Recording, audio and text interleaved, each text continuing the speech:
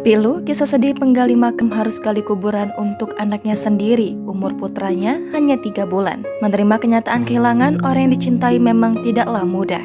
Namun, hal itu sudah menjadi ketentuan dan takdir dari Allah Subhanahu wa Ta'ala. Sebagai manusia biasa, kita harus menerima takdir yang sudah digariskan dengan hati terbuka.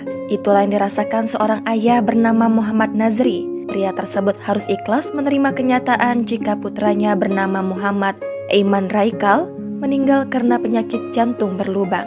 Semakin pilu putranya meninggal dunia di usia 3 bulan. Kisah sedih tersebut dibagikan oleh akun Facebook Pertumbuhan Sentuhan Setia Kasih. Lebih mengharukan lagi ketika Muhammad Nazri yang berprofesi sebagai penggali kubur harus menggali kuburan untuk anaknya sendiri.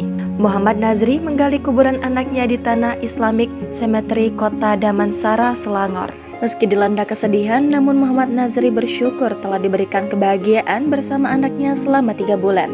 Ia kini juga merasa tenang dan bersyukur karena Allah lebih sayang pada anaknya, sehingga sang anak tak perlu merasakan kesakitan lagi. Muhammad Nazri juga berusaha dengan ikhlas menerima takdir yang telah diberikan Allah Subhanahu wa Ta'ala. Dalam foto yang beredar, Muhammad Nazri terlihat sedang menggali kuburan anaknya.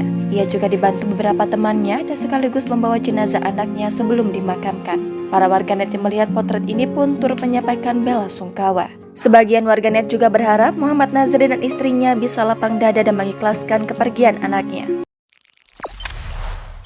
Jangan lupa subscribe, share, komen, dan like ya!